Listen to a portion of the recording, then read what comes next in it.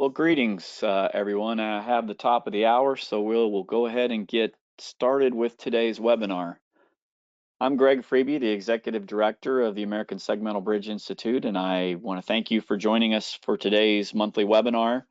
If you're not already following me and the American Segmental Bridge Institute on LinkedIn, I'd encourage you to do so. Great place for us all to connect and continue conversation beyond today's webinar.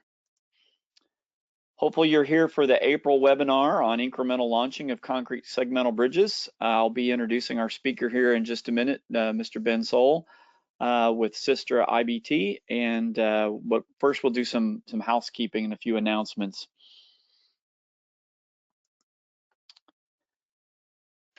As you all are likely aware, we are doing monthly webinars now.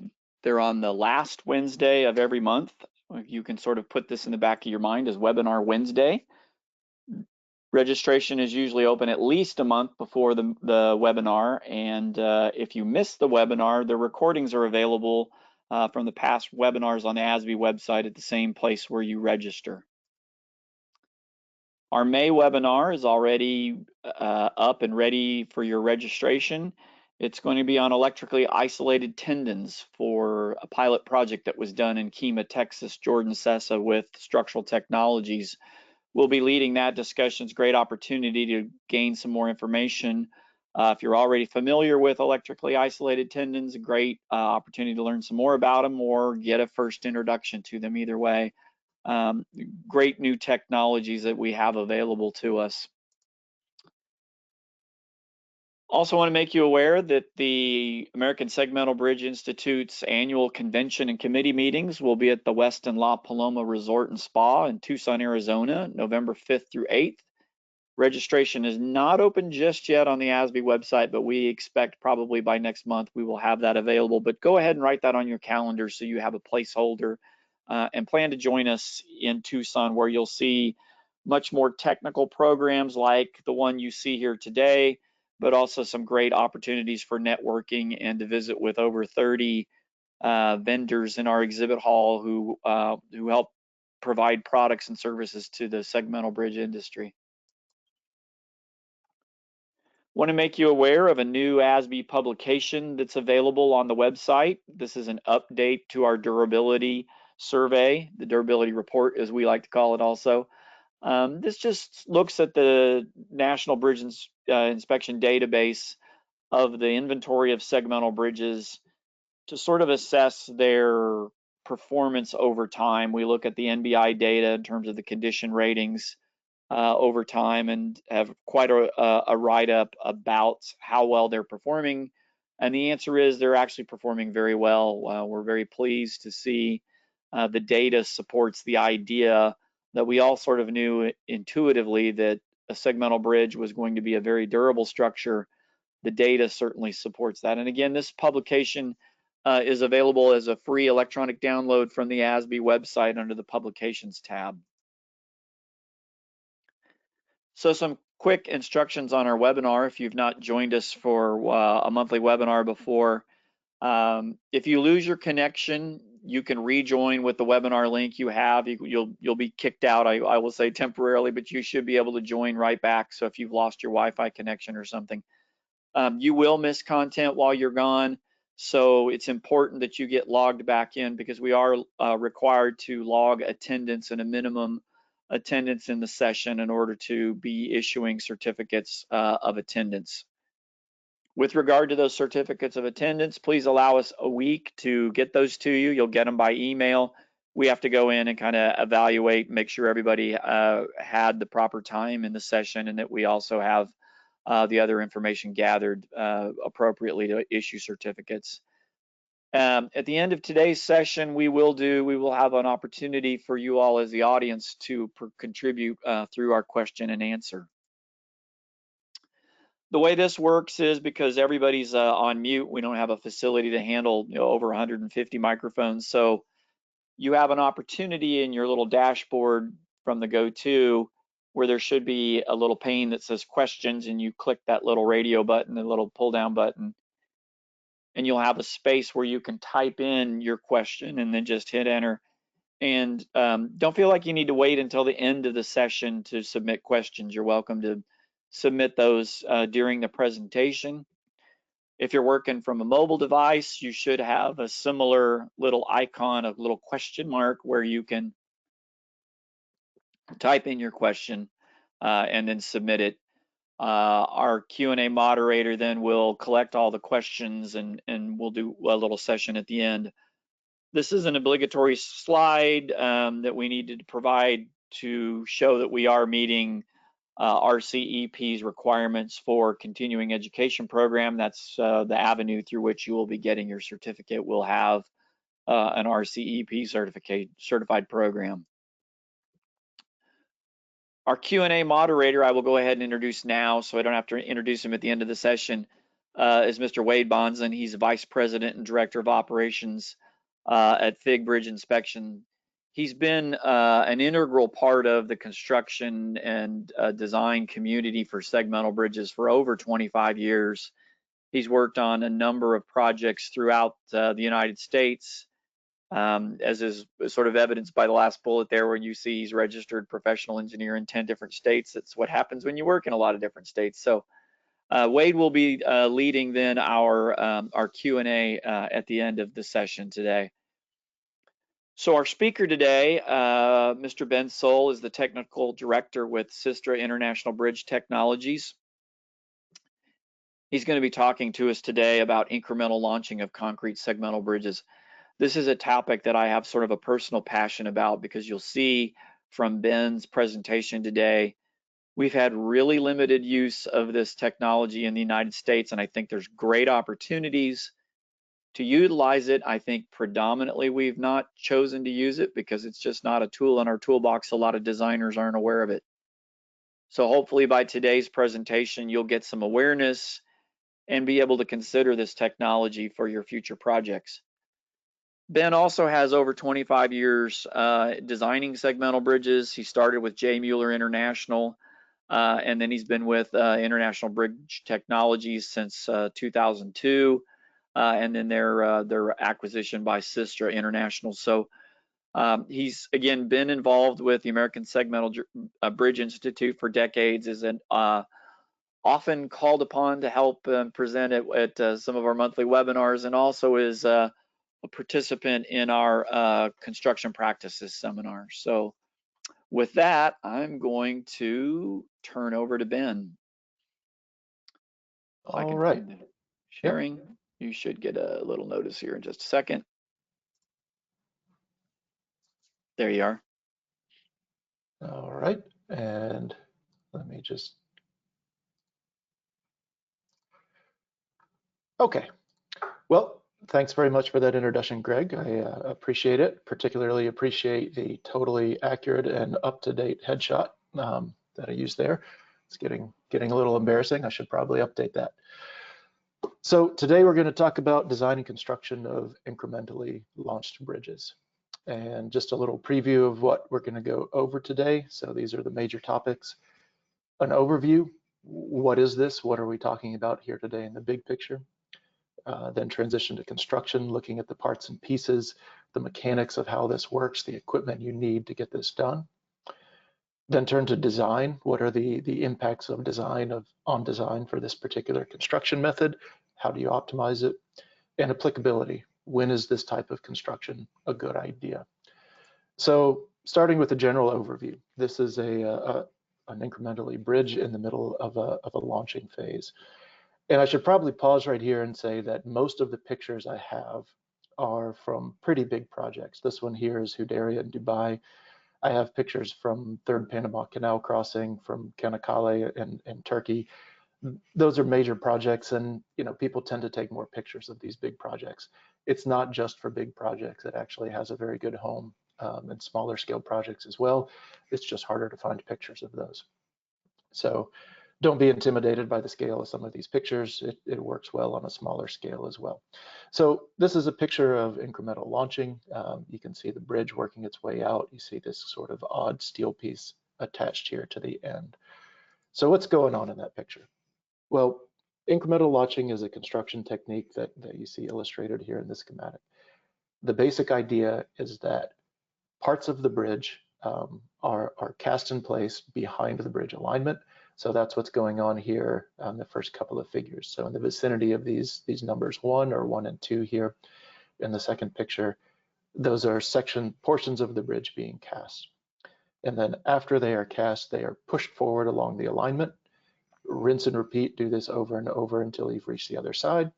Then you're done. So fairly straightforward in application, easy to understand the overall concept, but I know what you're probably thinking, which is something along these lines. Sounds really neat. Is anyone actually doing this out there in the field? The answer is yes, a resounding yes. I went through Structure, which if you're not familiar is a database of significant structures.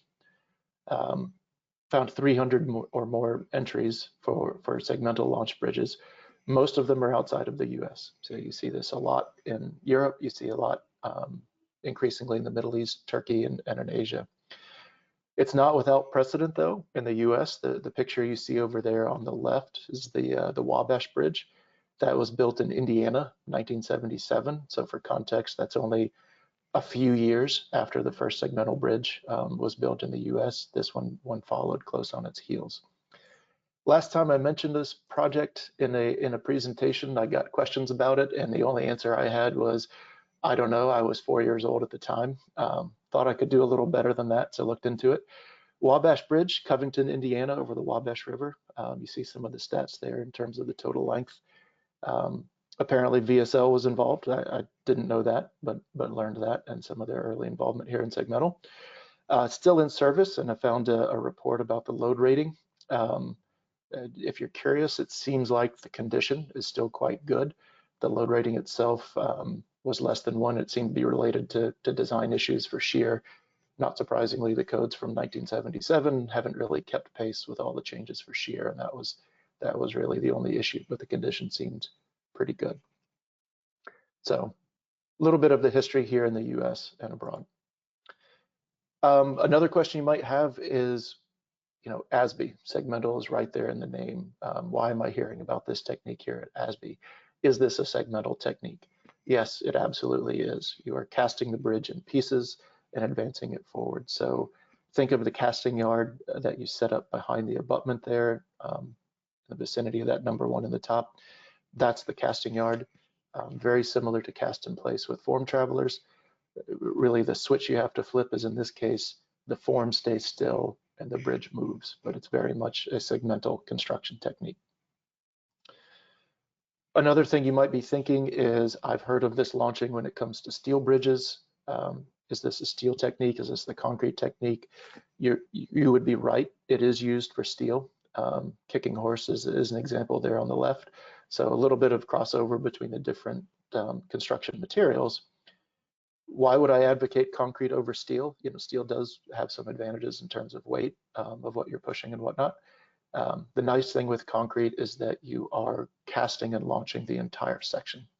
When you're done with the launch, you are effectively done with the bridge. You have everything there that you need outside of finishing works. When you do it with steel, typically that's the start of pretty significantly works of forming and casting the deck. So a nice advantage that concrete enjoys over steel for this type of construction. Now, when can you use this? 300 entries, worldwide database of bridges, it's a big number to have done yourself, but it's not a big number in the context. It is kind of a specialized technique, and it's not useful in every situation. And one of the big drivers of when it is useful is the geometry of the bridge. And what you're seeing here is an example of some geometry that you absolutely would not do with incremental launching. Here you have curves, spirals, tangents, reverse curvature, all kinds of things. This is not a compatible plan for using the launching technique. So if this doesn't work, what does work? What is the geometry that you need kind of as a precondition for incremental launching? So you have two options. Your options are straight or a constant curvature. So when you sort of think about how that maps out, imagine yourself taking pieces of the bridge and shifting it along the alignment. It has to fit on the alignment at every point within the launching phase. right? So that really limits what you're able to do.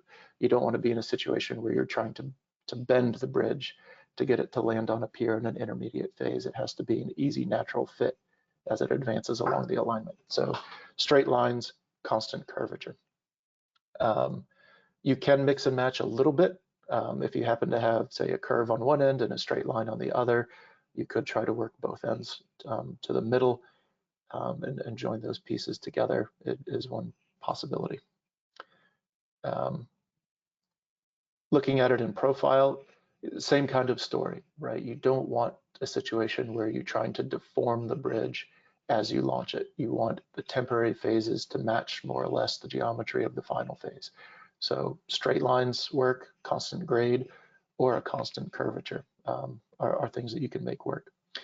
So if you're looking at a project that is a really good candidate, and towards the end of the presentation, I'll go through what are the circumstances that make this a good candidate, but your geometry is a bit off, you can look at changing it.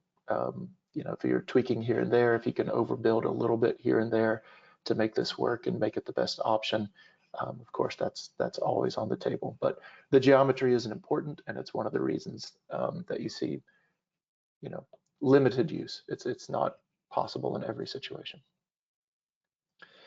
So those are the basics, and we'll move on from there to looking at construction. Again, a quick rundown of what we're going to talk about here in construction.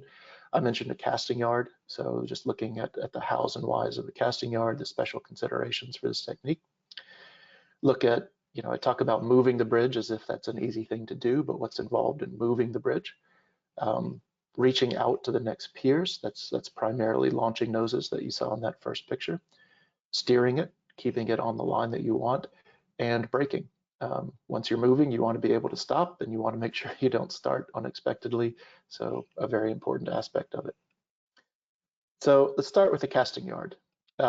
Casting, you need space behind your alignment. The casting is going to take place immediately behind where you want the finished bridge. So an important consideration is, do you have that space? Now, usually you have a roadway leading up to whatever bridge you're working on. So a lot of the times you do have that space, but you may have a sharp curve, you may have a tunnel, something like that may limit you there. How much space do you need? At least a span length. That would be the bare minimum. Certainly more is better when it comes to space and access. 2 span lengths is probably better for staging all of the erection things that you want to do back there behind. You might think this is an obvious thing to say, but it is best if that casting yard is on the ground. So you are at or behind an abutment. You want a good solid foundation, a good stable support for casting the wet concrete. And as you think through the launching stages, you need something to push against. You need to transfer that horizontal load into the ground, a theme that you'll hear me return to several times, which means it's best if you are casting and pushing from or near the ground. Sometimes you'll look at a project and think that launching is a good candidate for a particular section, but you have elevated things behind it. It's hard to do. It's hard to put up the false work, and it's hard to get that longitudinal stiffness you need to transfer those lateral jacking loads. The most economical way to set up a casting yard is in stages, so very similar to cast in place on false work type construction, where you would cast the bottom flange and the webs in the first stage, and then as it progresses through the casting yard, cast the top flange. That's the easiest way to do it. It simplifies a lot of things when it comes to the forming. It's not necessarily the only way to do it. The thing to think about, though, is if you are trying to do it all in one go, like you would for a short line casting, is think through the forming, in particular the core form. So these are our long pieces, just to throw some rough numbers out there. The length of a section that you might cast may be 60 to 75 feet long. So the core form needs to be able to retract, at least get out of the way and use the hydraulics, and quite possibly to retract out of the section prior to launch. So somewhat complicated, and that necessity is removed if you do it in stages. So this is a picture of the hydraulics for one of them. This is a picture of what it looks like when you do it in stages. So take a second to sort of drink in what you're seeing here. You see the 3 sides being cast, the bottom flange and the 2 webs. The forming for the interior is loosely in place here. You can see it's fairly simple stuff. There are things that can move forward with the launch and then be rolled back into position for the next casting set. So it allows you to use simple pieces. Just with most types of precast, pre-tying the rebar is a good idea. It helps you use your labor better, helps you reduce your cycle times, of course. So that's another thing that you might want room for in the vicinity of your casting yard. Ideally, it would be right behind it. You could use a gantry crane just to put it in the forms. Could be off to the side and picked in and placed with a crane, but something you would want to think about when you're laying out the space behind the abutment for that casting yard. Something to think about on the forms, they need to accommodate the launch. I mentioned that when I was talking about the core form, it needs to get out of the way, but you need to design your forms so that they are released. They are not, providing friction resistance during the launch, and also that they get out of the way of anything that might be sticking out. So you can see in this picture here, there's some struts. Your forms need to move out of the way of the struts. You may have blisters, you may have drainage items sticking out. Stuff like that, you want to make sure that your forms can avoid it because it has to slide past all of your forms as you're doing the launch. This is a schematic of what it looks like when you put all of those pieces together. And again, this is on a fairly big scale. This is the Hudaria Bridge in Dubai. So what you see here is on the right, that's the first casting cell. You can see fairly rigid supports. It's got beam supports along the way. This is where you're casting the wet concrete for that initial pour. The web's the bottom flange. As you move to the left over there, you see the top flange being cast. And then as you move even further, this is the abutment, and that's used as the sort of the bracing point for the launching forces where that's transmitted to the ground. We'll take a closer look at that again later. This is that same project. Looking at a real picture of it, there's a lot going on here, a lot to take in, to sort of guide you through what you're seeing here. So this is about halfway through a launch. So it's moved about halfway, advanced halfway through the casting cells. So up in the bottom right there, you can see the empty casting cells where it just left. There in the middle, that's the two webs in the bottom flange being cast.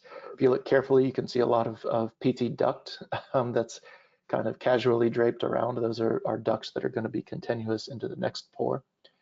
So they're sort of moved out of the way during the launch phase. You can see the core form, just the simple stuff on scaffolding there and the interior going forward with it, so it can be staged for the next lift. And then take a look at the wing forms. So those are the ones that are outside. So over here, you can see that the wings have passed about halfway through it. This was a system that had struts on the exterior wings, so those diagonal struts coming down. If you look closely, you can see the slots in the forms on the outside where those are going to go. And you can also see that the forms have been moved down and out so that they get out of the way of those struts as they're passing by. Moving on to the next topic, looking at pushing. You talk about moving this bridge along the entire alignment. How do you do that exactly? And what kinds of forces are we talking about here? So starting with the forces, what is it that you need to overcome? So you have to push the entire weight of the bridge, however long, the entire weight from end to end, times the friction force that you might expect at each pier. So they do use low friction sliding surfaces to get across there. Typically the design number is around 5%, something like that. In practice, it tends to be lower, but certainly that's not something you want to underestimate in the design phase. So you have that friction force. You also have the effects of grade. If you are pushing uphill, you need to account for that. Now, you might look at that and ask yourself, well, hey, if I just push downhill, I don't need any force if I get up to a 5% grade, right? And, in one sense, the answer is yes. People can and have launched downhill when the circumstances dictate. The forces you need to get it going are lower. The flip side of that is the forces you need to stop it are bigger and much more important if you are pushing something downhill. But it can and has been done.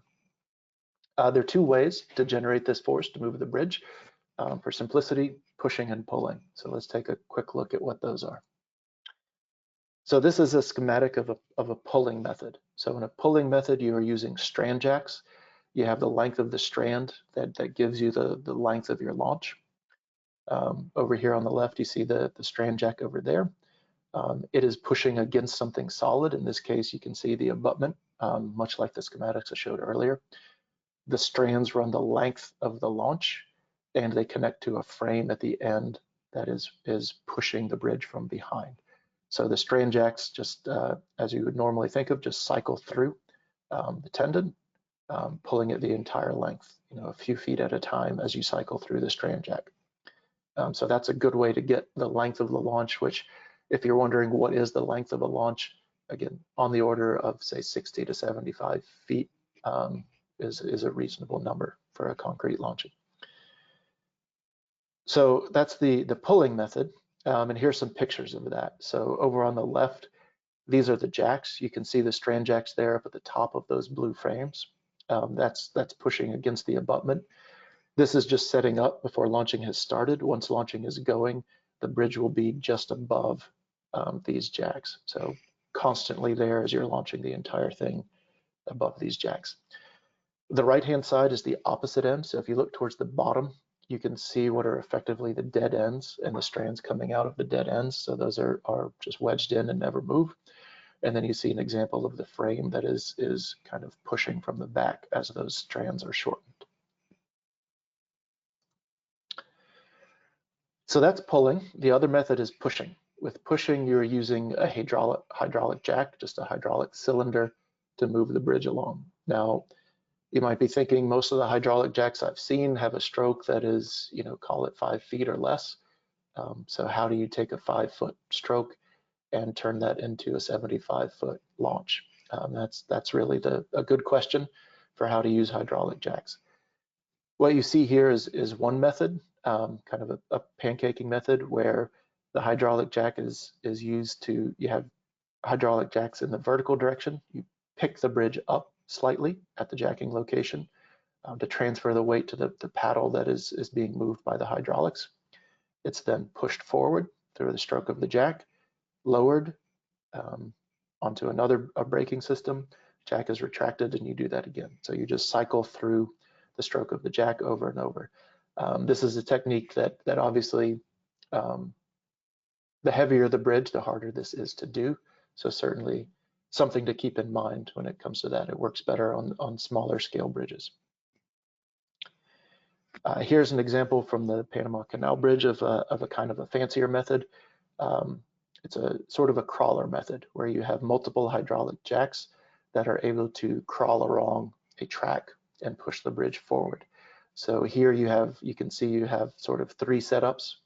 These are clamped to a track. Each one of them has its own concrete track.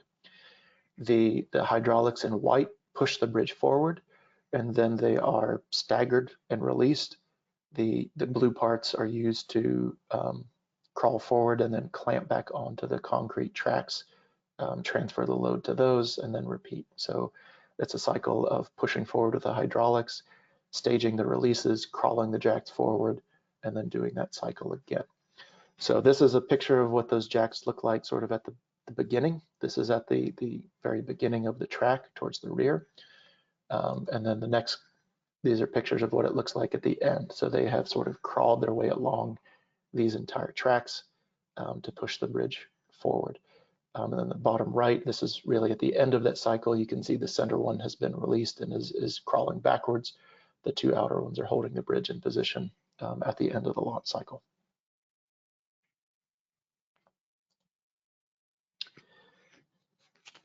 Now, I mentioned that you need something to push against. This is a pretty big force. It's the entire weight of the bridge times, call it 7, 8, 9%, depending on your grade. It's not an insignificant force.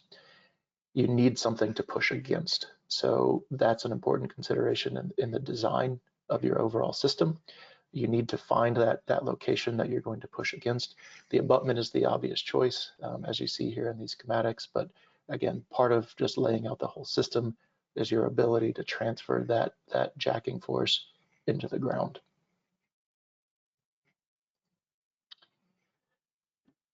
So moving on to the next piece, take a look at the launching nose. So the launching nose is really kind of an iconic piece of equipment when it comes to incremental launching. It's a piece of equipment where when you see it in the picture, you know exactly what is going on there.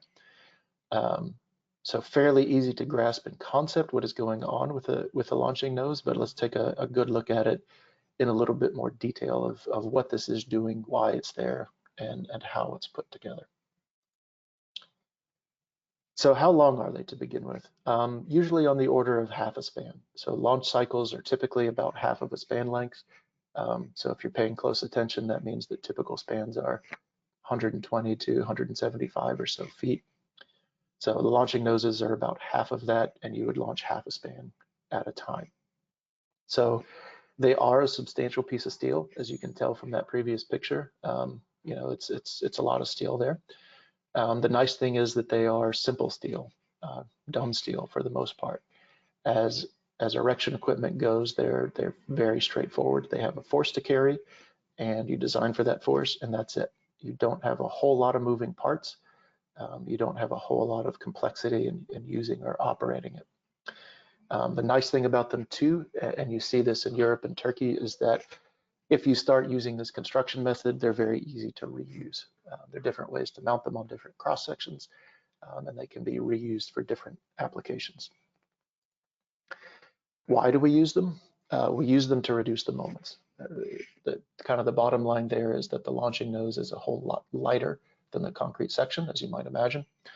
And we use that to reach out to the pier earlier and start to reduce that negative bending that you get from having a big concrete cantilever sticking way out in the air. So the two plots, these are really just representative, but give you an idea of the top one is the moment diagram you would get if you just launched the concrete. No launching nose, just the concrete section all the way across the span to the next pier. And then the one below is a representation of what you get if you use a launching nose. So it's a significant reduction in the moment that you get during these launching phases at the front end of the bridge. That's what they're there for, and that's what they do a very good job. If you are really, really ambitious, and this is a bit of an advanced topic, you can design or combine the launching nose with a king post type system. So you can use the cables in the king post to control the moments as you're launching. This is something you would want to do if you are getting big deflections, if you want to stretch the span out a little bit further of what you're trying to do with the launching system here, or economize on materials. This is obviously a little bit more complex. It's an active system where you would be going in and stressing the cables depending on where you are in the launch cycle, right? So this is what you're looking at there is a phase where you wouldn't want the king post to take a whole lot of force because it's pushing down on the middle of the span. You would wait until you're closer to a pier and then use that to pull up at the tip of the cantilever and relieve some of those bending moments. The launching noses are typically angled. So if you just saw one before a launch just sitting there ready to go, you would be probably surprised by how much it is angled up. The tip of the nose is a lot higher than the bottom flange of the bridge. The reason for this is that this is a construction sequence that sees a lot of deflection. So when you are at your full cantilever, when you're just reaching out to that last pier, you can see very significant deflections, feet type deflections as you're going out. As you can imagine, it's very long cantilever. So the angle is there so that when you have those deflections at the extent of your launch, that the tip of the launching nose is at the elevation of the bearing, because what you want at that stage is to come into contact with the bearing as soon as you can. That's what's relieving the pressure from your cantilever. And then as you push forward, that angle on the launching truss forces the bridge up, forces a force into the bearing, and starts to relieve those cantilever moments very quickly. So that's why you'd often see a very stark angle looking at these things. Another way to do it though is to use jacking. So take a second to sort of drink in what we're looking at here. So at the tip of the nose here, you see those small little members with some hydraulics on them. So those can be used to adjust the elevation of the tip. Again, achieving the same purpose, making sure that you get onto the pier when you get there, taking into account the deflections. These things are a good idea if perhaps you have different span lengths on the project, so the deflections aren't as predictable, or if you want to reuse the same equipment from project to project that may have different span lengths. It's a much more versatile system, does introduce a little bit of hydraulics. The nose attachment, very important. There's a lot going on there. Transition from steel to concrete always involves a lot of hardware. You're transferring forces from both positive and negative bending from the nose into the concrete, depending on the launching phase. And it's a congested area, right? These are at the webs. This is where you want to anchor your tendons in the first place. So it is a design and a detailing challenge to get through that area. So that's the launching nose. Now let's take a look at steering the bridge. So keep in mind that as you pass over the piers, the bridge is going to be rolling over the piers. The first couple of piers are going to see 1,000 feet or more of the bridge rolling past it during the launching phases. So you need to make sure that the details that you have at the piers can accommodate this movement. So what does that really look like in practice? So this is a bearing with a stainless steel sliding surface on top of it. So a question that you get is, can you use the permanent bearings? It's not impossible. It's one of those design decisions. They need to be able to take a substantial longitudinal force, right? We talked about the friction force, the force that you have for launching. Where is that force going? It's equilibrating in the bearings. So each pier is taking its own contribution of dead load, so effectively a span worth of concrete by the time all is said and done, times that 5% friction, that has to pass through the bearing. So if you want to use your permanent bearing, it has to be locked up like what you see here to accommodate that force. It also needs to accommodate the sliding. So you need a sliding surface on top of it. Typically what that is a stainless steel surface on top of the bearing, whether it's permanent or temporary, and you use Teflon as a sliding surface. Now, does that mean you need a Teflon strip that runs the entire length of the bridge? I suppose you could do that. That's not normally what's done. What you normally have are discrete sheets that can be handled by the workers that are small enough, and they are continuously fed into the bearing during the launch phase. So you have one worker on one side, one on the other. They pass the sheets and very carefully, watching their fingers very closely, feed it into that gap as it slides past. So this is an example, if you remember that little, it looked like a very small launching nose from that scale. The same one we just looked at with the hydraulics, but this is an example of that launching nose landing on a sliding bearing. So you can see the stainless steel below and the Teflon pads. Of course, that also means you need access, right? So you need, if this is the method you use, the workers need to be able to get to this, to be hands-on, to put these Teflon sheets and cycle them through. You could use rollers, and I want to be clear, I don't think this is actually a roller that was used for launching. It was just a really cool picture of a roller that I found, but it's another way you could go. So these rollers would be, of course, attached to the piers. Again, you need to take that longitudinal force with how you attach them, but rollers are an option instead of the stainless and Teflon. Though I have to say, just from what I see, the stainless and Teflon seems to be the more popular option. On top of handling those longitudinal forces, you also need lateral guides, right? You need to make sure that once you get it on the piers, it stays on the piers and doesn't kind of veer off in the wrong direction. So you need guides at the piers that take that, design trains almost like a hunting force as it wiggles back and forth a little bit. For a straight bridge, this isn't a huge force. For a curved bridge, you can sort of work out the geometry for yourself. It's performing a much more significant role. You're always pressing against the outside of the curve as it moves it around the radius. And then braking. Worth just kind of stopping and taking the time here. Braking is probably the most important thing that is going on here. From a safety perspective, it's obviously very important that the braking is well thought out and well implemented. Because you really don't want any kind of uncontrolled movement whatsoever of this large piece of concrete.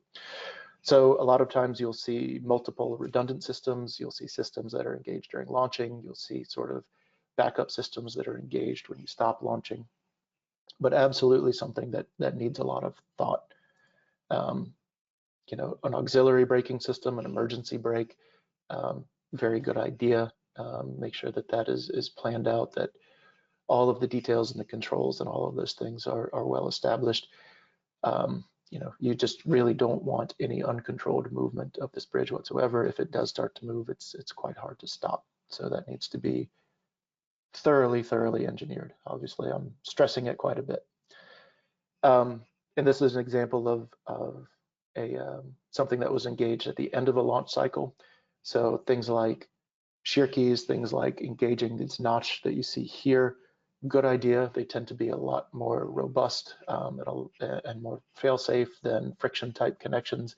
Hard to do for the length of the launch though, right? You can't have these notches every 5 feet. You know, so they would be strategically put at the end of a launch phase and sort of locked in while the construction is going on behind it. So that's what I mean when you talk about multiple systems during and after the launch, something to think about as you plan out that work. Okay, so that was construction, and going to take a look at the design. So how is the design affected by this particular construction methods? And a couple of basics right out of the gate. It doesn't take much thought to realize that variable depth is sort of out of the question. You don't want this moving up and down as you launch. That's not realistic. So your span lengths and the layouts are going to be dictated by the depth. The depth is going to be a constant depth. So again, mentioned some span lengths. That's really what sets that number of what you can do with that constant depth section to the 120 to 175 or so foot length. It's also tough to do intermediate joints, right? If you try to imagine pushing this out and having all of this moment reversal going on, you can put a joint in the middle. It has to be fixed and fixed very well during construction. Not impossible, certainly not easy to do, to put in intermediate joints. So that means that the piece that you're able to build in this method is going to be limited by how long of a continuous structure you can have. So inherently limiting to, call it somewhere in the 15 to 1600 foot range is what you see most typically. Now, looking at a more fine-grained level, the force effects in the superstructure reverse during construction, goes one way then the other, and every point along the web is a bearing. So we'll see what that means as we look through some of these slides. So seen this picture before, this is moment diagram during launch, and the takeaway is that every section in the bridge, for the most part, is going to see every direction of force. Everything will see positive and negative shear, positive and negative bending. So the design during the launch phase has to account for that. This is a plot of what you might see in the top, the very spiky moment diagram, what all the engineers are used to for a completed bridge, right? You see spikes of negative moment over the support, you see nice rounded positive bending at midspan, and you see very clear reversals. The top and bottom lines are the moment diagram during the launch. So what does that mean? That means that your post-tensioning design is not going to be optimized for those highs and lows. You can't really target moments in particular places. You end up with P over A tendons during the launch phase. So you just have a lot of compression. You have more tendons than you would normally have to get through the launch phase. It is possible to add or remove after the launching phases to have a more targeted design. So again, using that diagram that you see here, there's some capacity to be made up in those spikes. You can do that by strategically removing tendons that you use during the launch, or usually adding external drape tendons after the launch is done to sort of close those remaining gaps, or some combination thereof. So what does that look like? This is a strategy where some tendons were removed. So you see sort of what you're used to for drape tendons coming off of the pier segment there, and you see a bunch of tendons going the wrong way, right? So they effectively cancel out and give you that P over A during launch. And then after construction, when the launch is done, the wrong way tendons would be removed, leaving you with a moment diagram that better matches the permanent condition. So fairly obvious from looking at the picture, there is more post-tensioning involved in this technique to get you through these launching phases. You have to do a little bit more in the design. The flip side, this is a cast-in-place construction method, so you have mild reinforcement that's continuous, and that gives you a little bit of a help. So that's something you can take advantage of in the design when it comes to longitudinal bending. The other thing about it, it is cast in place. So something to keep in mind is that it will be shortening. You're dealing with young concrete. You're launching just a few days after casting things. So you will get axial shortening, creep and shrinkage effects will be sort of at their maximum. And that's something you have to calculate and compensate for as you go. You don't want to get to the end of a 1,500-foot launch, realize you forgot to compensate for that, and have a 6-inch deficit at the end. So it's a sort of a particular kind of camber that you need to take into account as you go. Repeating this picture to talk about shear, because again, a lot of designers use these drape tendons to help with the shear design. But as you can see here, it doesn't help, right? There really is no post-tensioning pattern that meets that reversing moment diagram that can also give you a benefit for shear. So with the tendons taken out of the equation, what does that mean? It means the webs are going to have to do more of the work. So in addition to the PT, you typically have thicker webs than you're normally used to handle those reversals. Every single section sees both directions. No way to take it with the PT. You also need to take a look at bearing. As this bridge slides across the bearings, every single point along the length of the bridge is a bearing location at one point or another. Right? So it's important that you have something very strong and stiff above the bearings. You need to make sure that these are laid out so that the bearings are directly below the webs. Again, another good reason to have slightly thicker webs. You don't want these bearings kind of straying, going into the bottom flange where they introduce transverse bending. So again, something to think about in the detailing of the design. Looking away from the superstructure for a second, looking at the piers, don't forget that 5% friction force is going to go into the piers. I talked about how it goes through the bearings. Of course, once it gets through there, it goes into the piers and down to the ground. It's an important design case. It needs to be considered in the design of the piers. And as you get taller and taller, it has higher and higher likely that it may just govern the design of the piers. So very important, that's built in from the beginning in one of these designs. Something related to that, you have these force in the piers. You're kind of pushing on it all the time as you launch. They're always sort of leaning in the direction of the launch. And if you're using temporary bearings and you swap out the permanent bearings, you can have a bit of a built-up force there. So that's something really more on the construction side, but you can get a bounce back as you release that force. The pier moves back a little bit. So something to be aware of and watch out for in the pier design and construction. And then the other is the abutment. You need to recognize that the abutment is taking a big force. So at least one of the abutments needs to be designed for that force so you can push off from it. The back wall obviously can't be there. You are launching the bridge right through where the back wall is going to be. So that's a construction joint that you have to have. And the force on the abutment is usually the opposite direction of the typical design of the abutment. The soil pushes it in one direction, the launching pushes it in the opposite. So again, close consideration and integration on the design of that. So that gets through the design, and that brings me to the last topic, which is why would you do this? I mean, this sounds really neat. The pictures can look cool. It's kind of a good story to tell, but when does it make sense to do something like this? And I want to say at the outset that this is not an everyday thing. It is not well suited for every bridge. If you Greg talked about it as a tool. If you make it analogous to the tools out in your garage, it is not a screwdriver or a drill that you use for every project. It is a basin wrench or a glass cutter or something you use every couple of years, but is really good at doing a particular job. So what is that niche that launching fills? It does well when you have very poor access, but shorter spans. So another way of putting that is you can't do false work, but you don't have the budget for something like a gantry, right? It falls into that sweet spot between access and expense of erection equipment. Just got done telling you that you're going to see some increases in the PT costs and increases in your web, and that's true. I'd say the flip side of that is that the erection equipment for the job that it's doing is very cheap. You know, a lot of these things may be unfamiliar to you, and you're kind of adding up dollar signs as you look at them. But the launching those is pretty simple. And the equipment you use for jacking, the equipment you use for guiding it, again, just putting together very simple off-the-shelf parts. It's a relatively low investment in equipment compared to something like an overhead gantry. Transport costs are low. Labor is done at a very convenient location, on the ground, consistent location, very well set up for cycling things through. So there are a lot of benefits on the construction side that would compensate for those material costs.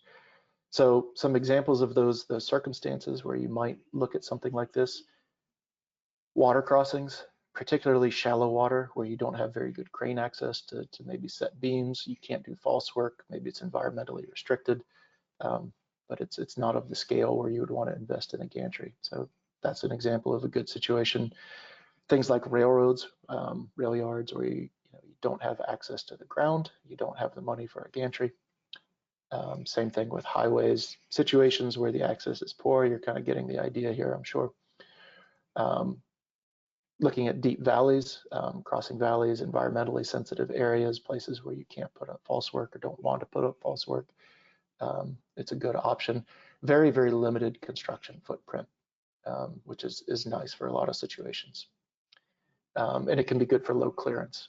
You know, maybe it's not a question of access so much as you just don't have the clearance for false work. You can't get anything underneath it like you see here with this railroad clearance. So those are other situations where it may be a good idea. Can also be used in combination with other fancier types of construction. So here you see a bridge superstructure being launched over an arch. Sometimes it's used to set the decks for cable stay bridges, you know, getting the backspan of the cable stay into place, for example. Those are techniques where it may be used in combination to achieve part of the construction and move that off of a critical path or just find the right solution. And the last thing I'll look at applicability-wise is high-speed rail. When you think about it, high-speed rail, or rail in general, but high-speed in particular, sort of famous for having very gentle alignments. They have a lot of constant curvatures, a lot of straight lines, and they also tend to have box girders that are, you know, very heavy compared to roadway bridges. You know, they're carrying heavy loads. They want very small deflections. They like continuity. So a good match for the needs of launching. So when you are in a situation like the ones you see here, where you see a lot of high-speed rail done with the full span method, but maybe your viaduct doesn't merit that. That's a big investment in equipment. This is relatively inexpensive to get across a medium length without going to the trouble of doing something like full span precasting. So kind of inherently a good match in terms of geometry, in terms of structural stiffness and weight. So that is all I've got. I did want to express my thanks for some folks that helped me with a lot of pictures. So Eric Jolie from Vinci, Eric Mellier from Freycinet, and Erwin Alanik, my colleague here at Sister IBT, all very valuable help. And with that, turn it over to the question. All right, thank you, Ben. With that, this is Greg Freeby. I'm going to turn over to Wade Bonson and let Wade, I think he has a few questions for you that have come in. So go ahead, Wade. All right, thank you, Greg, and great presentation, Ben.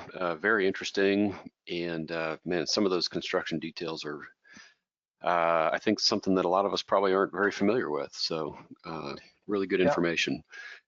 We've got a few questions here, and I also wanted to just again remind everybody, if you've got a question, go ahead and type it up in the question box so we can pose it to Ben here in the last few minutes we have for our seminar today.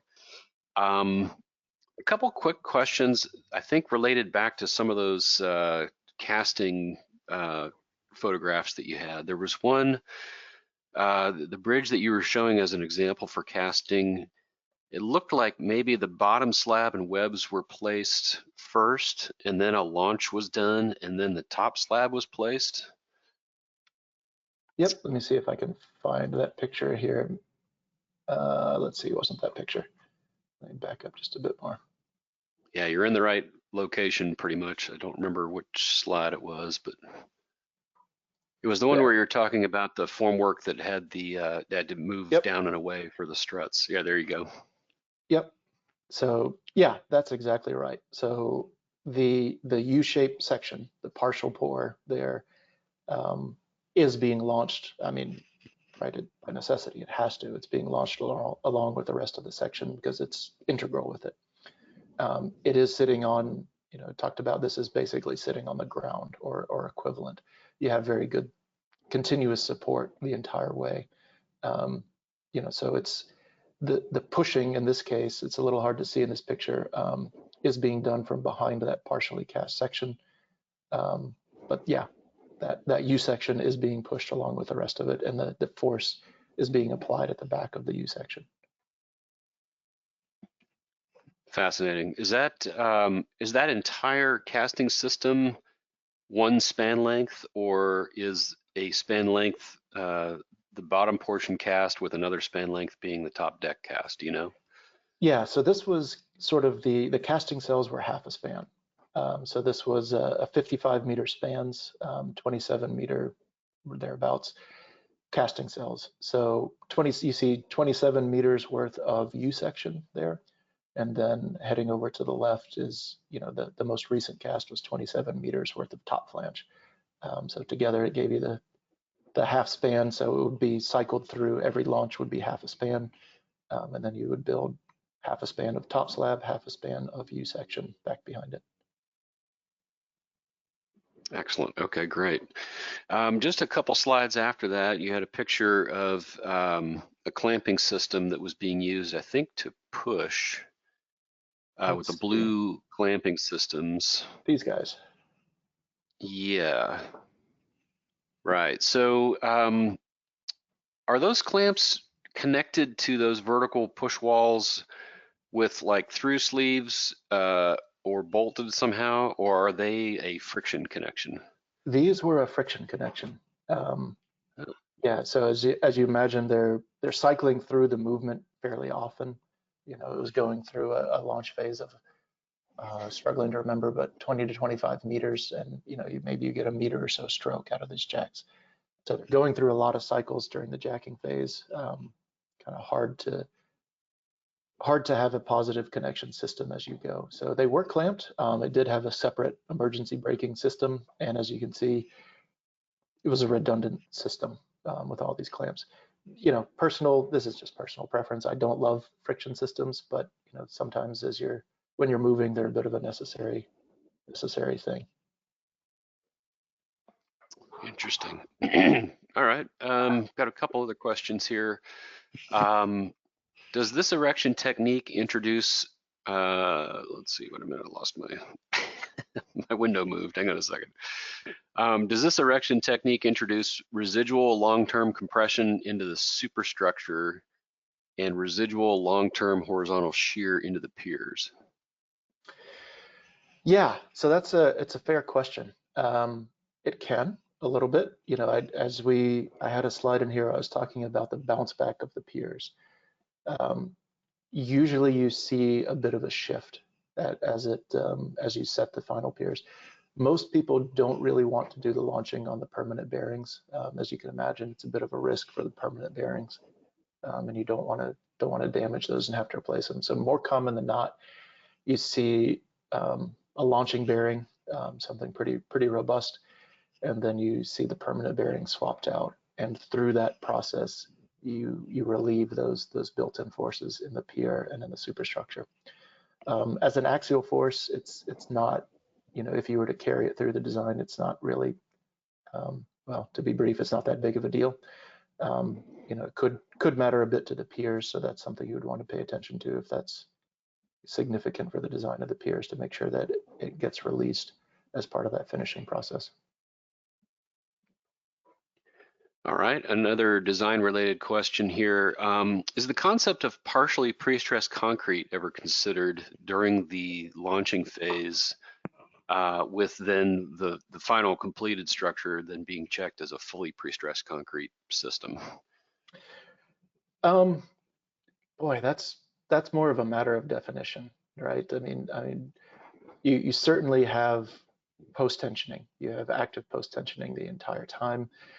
I don't know if I would necessarily put it in the partially pre-stressing camp so much as just allowable tension because you have continuous rebar. So maybe that's a bit of a distinction without a difference, but certainly you can apply slightly different criteria, and you may look at cracking in some areas a little bit differently than others if you know it's going to be in permanent compression when you're done. But sort of the standard answer is that you would just follow the AASHTO requirements for continuous rebar or whatever the national equivalent is. Whether you would call that partial pre-stressing or not, kind of matter of definition, but the continuous rebars can be helpful and give you a little bit of leeway there. Yep, that's an interesting question. That would probably take some thought, sitting down and looking at what the code actually says for those couple of different types. Yep. All right. Another question, how do you handle the curved superstructure? Is the section cast with non-parallel sides, or is more filler between the cast sections used to make up for the curve? Yeah, so it's a bit of a departure from other segmental techniques. You think about short line casting, you're casting, 8 to 12 feet or something like that. And even with cast in place, it's more of a cording situation to get your curve, because the lengths that you're casting are short enough that it is largely invisible in the finished product. But here you're doing half a span at a time. So cording is, you'd have a big visible kink line in the middle of every span. So if you're casting a curved bridge, you would have curved forms. If you think back to the very beginning, this technique really only works if you have a constant radius for the entire piece that you're pushing, or a straight line for the entire piece that you're pushing. So if you were pushing along a constant radius, you would have a curved form. And of course, as you are pushing, you need to make sure that your form can accommodate that movement as the piece works its way around. Yeah, that makes sense. And having a curved cross section instead of corded makes it easier to keep that bearing underneath the bottom of the web at all times too during the launch. That's exactly right. And the transverse guides at a constant offset and all the pieces that need to work together. Yep, you're right. Great. All right. Another question. Are there any special considerations for the transverse design using this method of construction?